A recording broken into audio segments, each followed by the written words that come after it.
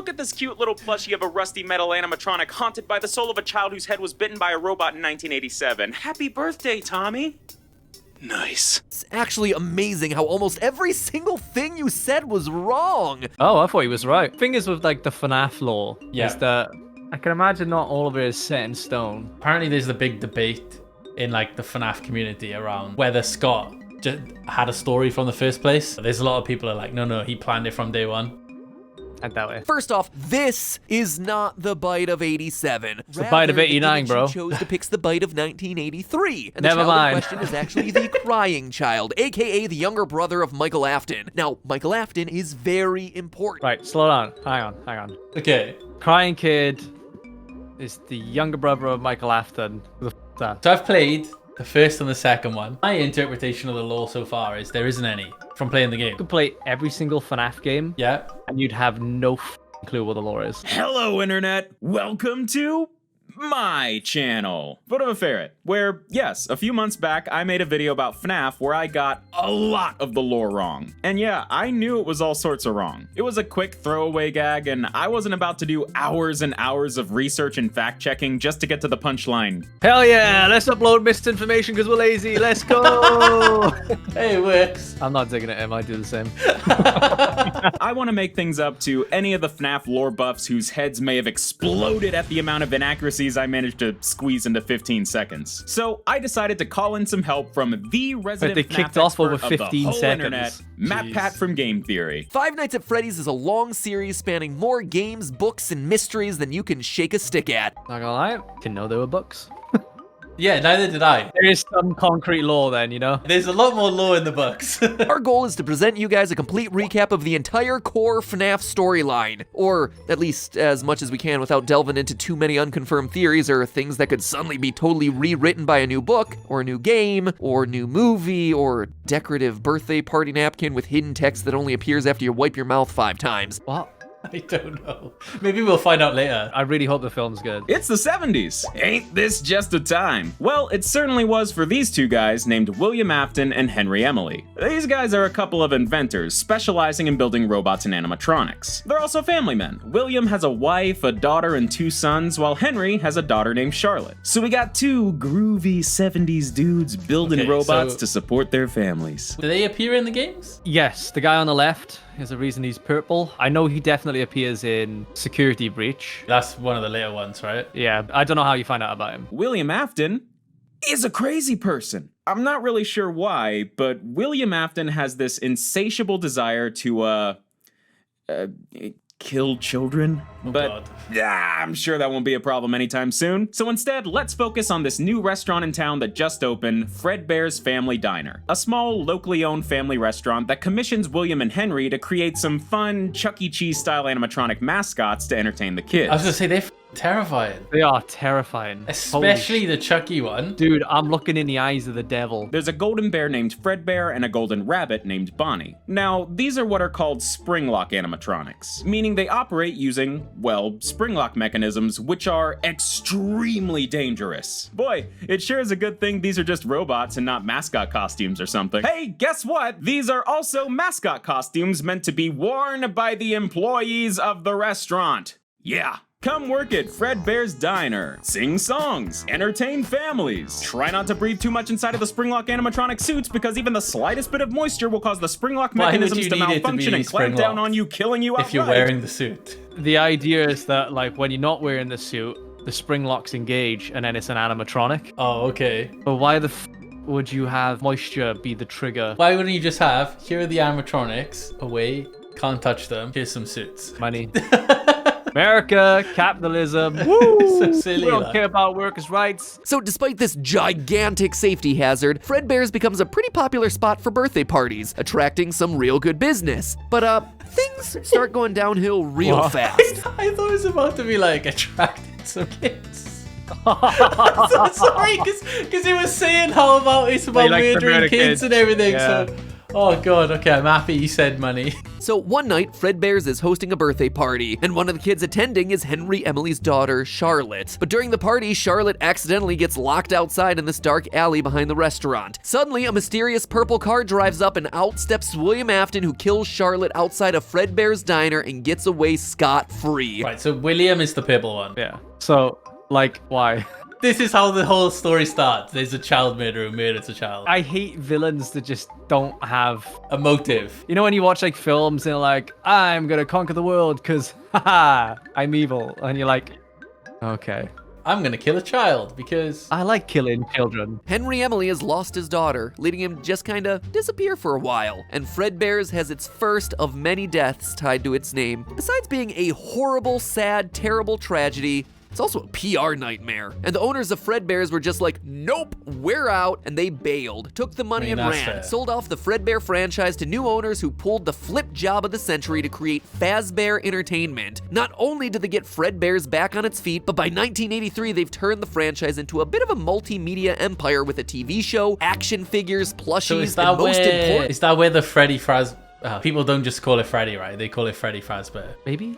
Enter location, Freddy Fazbear's Pizza. See, this newly revamped Fazbear franchise introduced a slew of new characters to the lineup. The TV show was named Fredbear and Friends, after all, so they added a chicken named Chica, pirate fox named Foxy, and a non-golden bunny and bear named Bonnie, Is this one of those... Oh my god. and of course, Freddy Fazbear.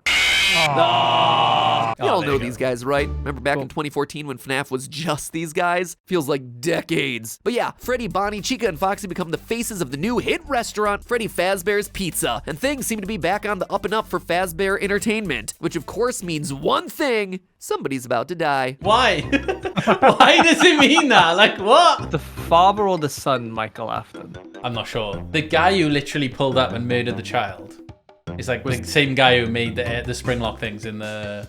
Yeah. Ah, okay. Seems to be doing fine for itself since, you know, that one time a kid died. Enter William Afton's youngest son, the crying child. William Afton is the father. Okay, I'm gonna mess up the names so many times through this. And then Michael Afton is the son. It's implied that he has a pretty intense fear of the animatronics his dad makes, and his older brother Michael Afton really likes to torment the kid by dressing up as Foxy to jump scare him. That's the kid brutal. really just can't catch a break. I man. can- He's I can relate clearly to that. terrified of the animatronics, but is basically forced to be around them. Which leads us to one fateful day in 1983 where the crying child is celebrating his birthday at Fredbear's family diner. That's He's cruel. not having a great Terrible time, parenting. and his older brother decides to be a little cruel to the kid. He and his friends all crowd around the crying child wearing character masks, lift him up, and bring him to the main stage where Fredbear's performing. The crying child starts, well, crying and freaking out. The other kids then do what dumb kids do and take things way too far, putting the crying child inside Fredbear's mouth.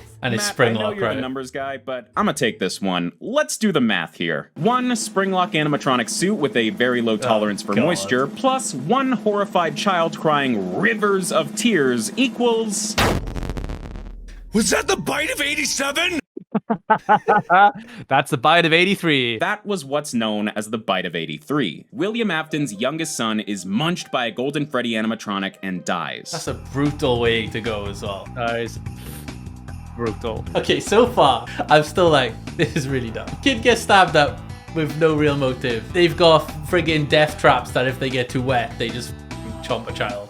Yeah. In the wake of this, Fazbear Entertainment decides the Springlock animatronic suits are just too dangerous to keep using.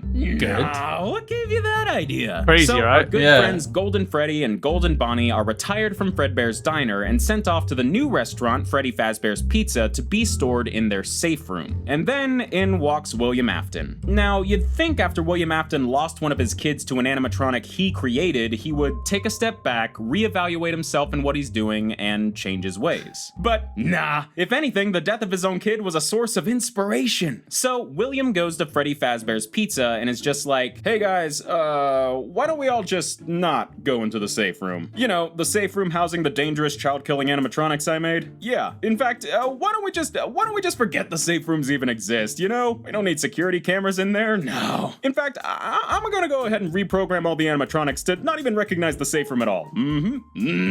Nothing suspicious going on here. And everyone everyone just goes along with it. I'm sure that won't lead to anything horrible. So a few years later, around 1985, something horrible happens. 5 kids mysteriously go missing at Freddy Fazbear's Pizza, and the animatronics start oozing and smelling real rank. Turns out William Afton's been lurking around the pizzeria, using the decommissioned Spring Bonnie suit to lure kids into the safe room, kill them, and then hide their bodies inside the animatronic suits.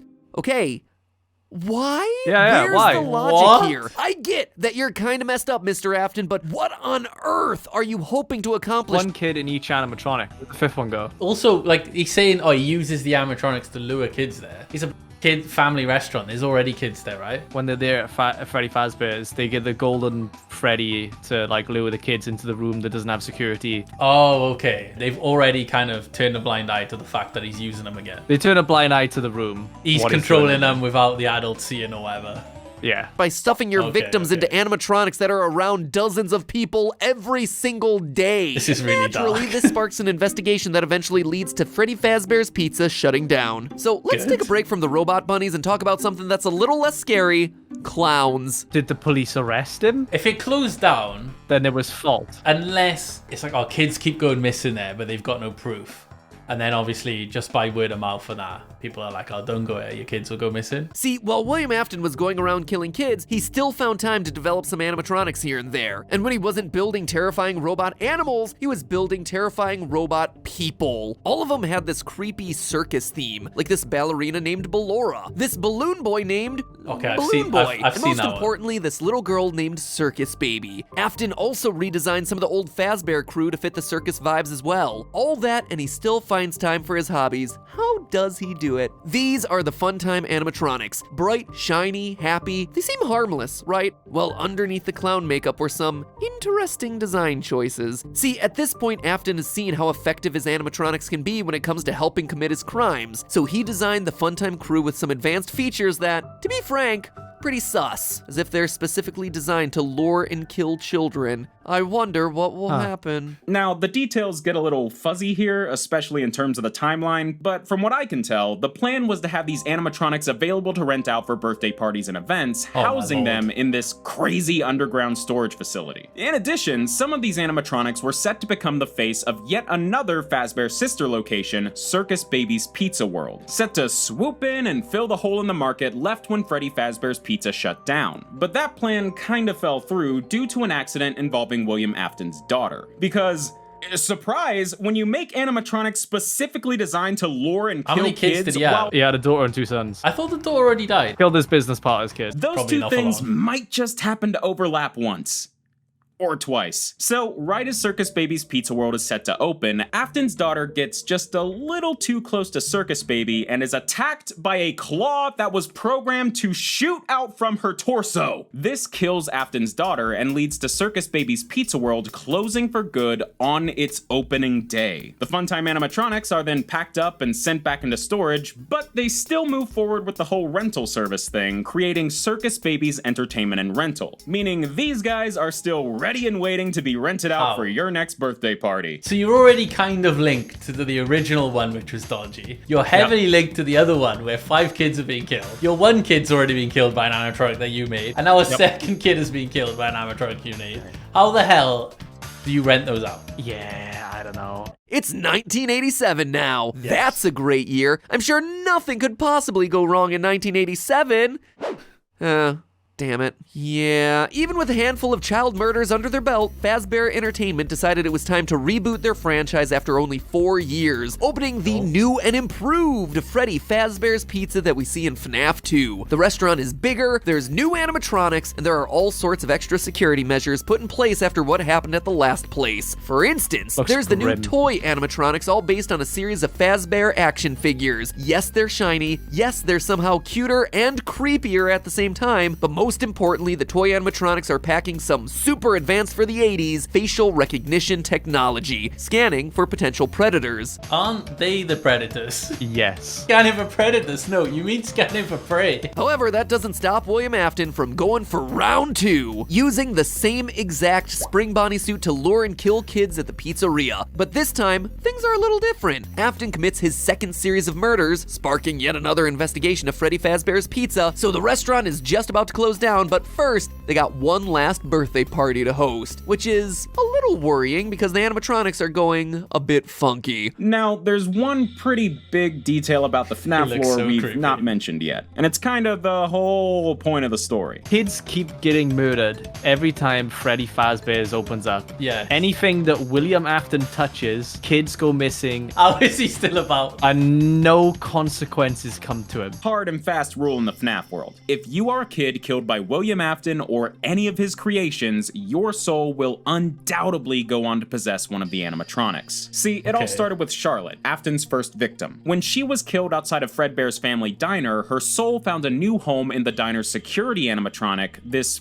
weird, creepy puppet. Or at least that's how it looks to be conveyed in the games. Like we've said, We the haven't series is kind of seen that puppet, frustratingly right? vague when it comes to their lore. I don't know which game this is. Definitely not the first. And from that point on, the puppet was working behind the scenes, following William Afton around Okay, to the pick up second the game. pieces he left Oh, okay, behind so and do what they I could should to have seen set it then. things right. I'm about to sound I a don't think lot we like got far Matt enough. here. As we see in one of FNAF 2's Atari-style minigames, the puppet gives the souls of Afton's victims new life inside of the animatronic suits. So our buddies Freddy, Bonnie, Chica, and Foxy, yeah, they're haunted. Way haunted. By But kids. wait, that's only 4 animatronics. Didn't Purple Guy kill 5 kids Oh, here we during go. the You missing asked this children's earlier. incident? Yeah, well, let's this go. is where things get a little funky again, because now we're dealing with Golden Freddy's spirit. Or should I say, spirits. So remember the bite of 1983 where the crying child got chomped by the Golden Freddy Sorry, animatronic? you know, just this one again, right? Could you imagine being a What do you mean? just being sat in a restaurant and like a kid is getting crunched? Oh yeah, you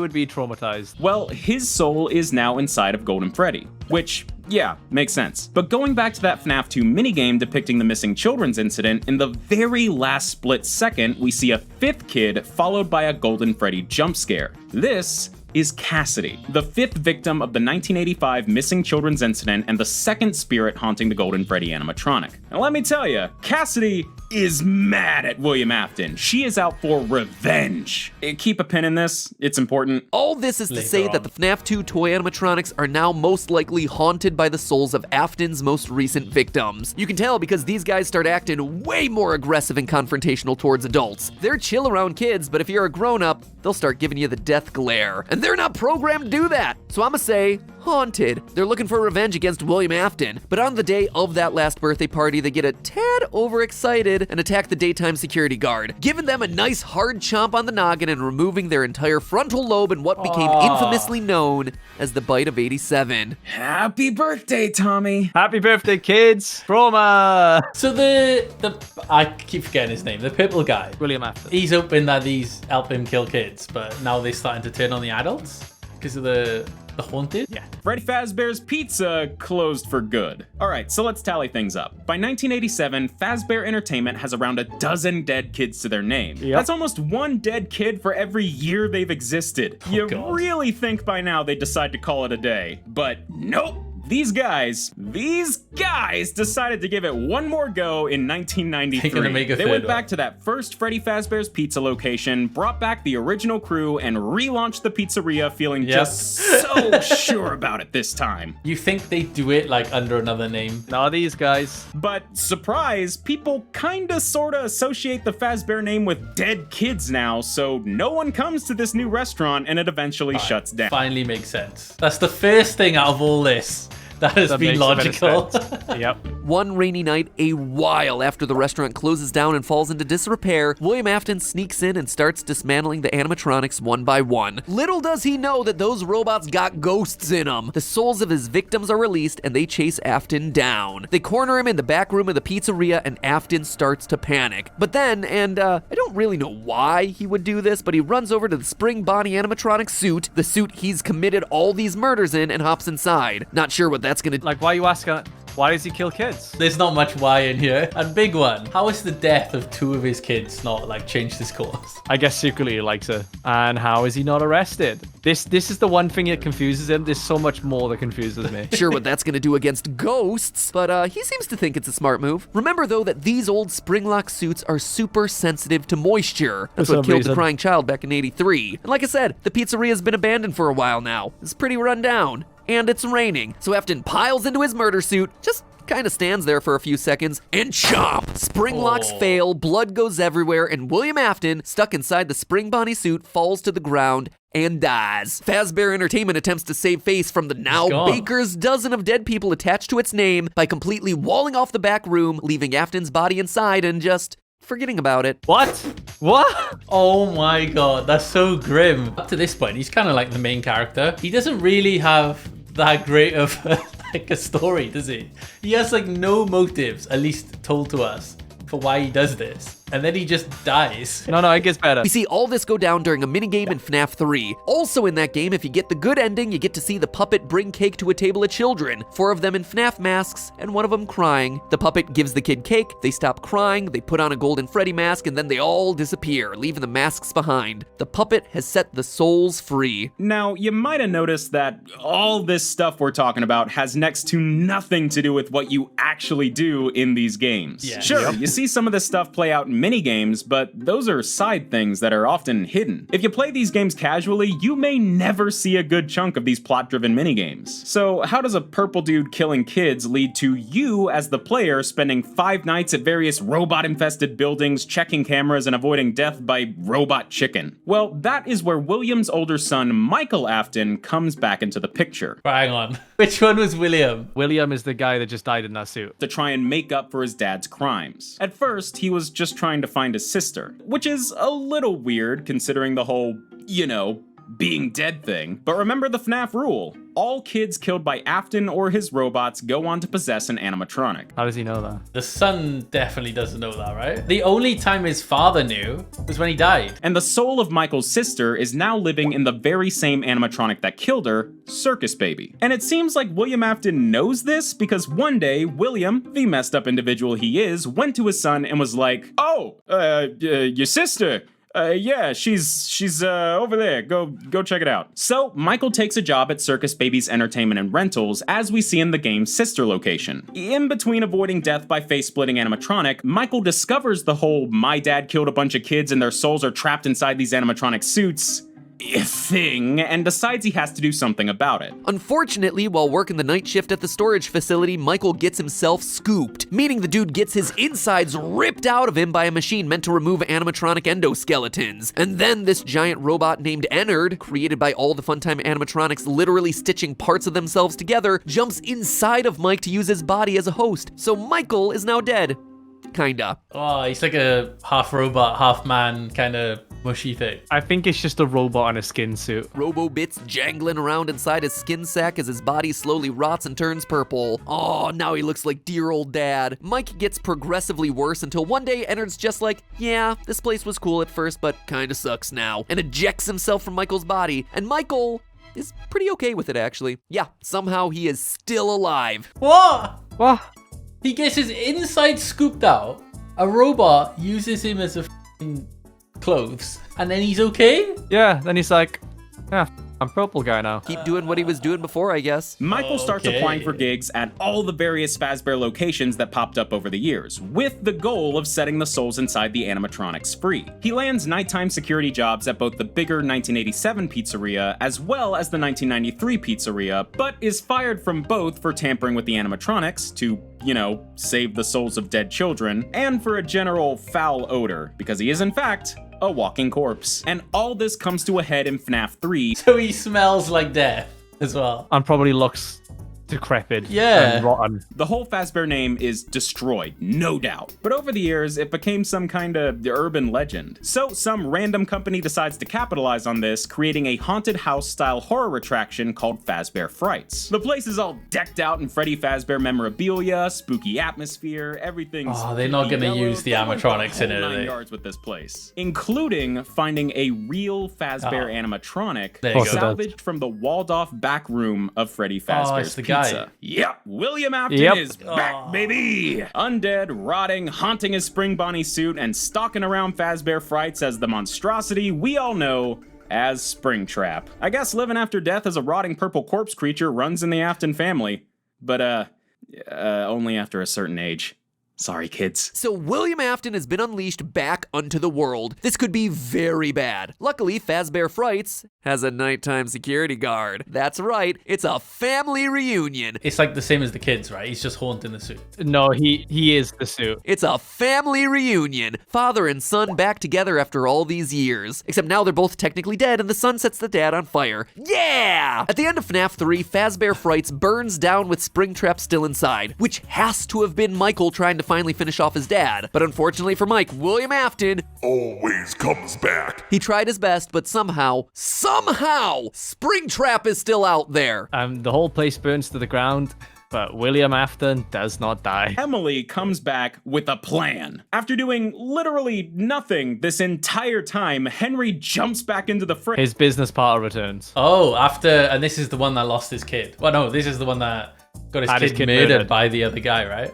Yep. By starting his own pizzeria with Michael working as an employee. We see all this happen in Freddy Fazbear's Pizzeria Simulator. But beyond all the arcade games and googly eyes, Henry's Pizzeria is actually just a front to gather up the last few haunted animatronics and set their souls to rest. And weirdly enough, the animatronics have changed over the years. But hang on, his business partner know about the haunting? Suppose Michael would have told him. But it's the business partner that opens up the other restaurant. He's just an employee, right? It's not like he set it up for that reason, because the other guy set it up. Who knows, man? What's That left looks of Ennard terrifying. has now taken the form of Molten Freddy, the puppet's still kicking around as this bear called Lefty, and of course, there's Springtrap. Not much different about it, it's just Springtrap. Once the gang's all together, they're all incinerated, including Michael, and we hear the voice of Henry saying his final goodbye to the lost souls. Wait, Michael gets burnt as well?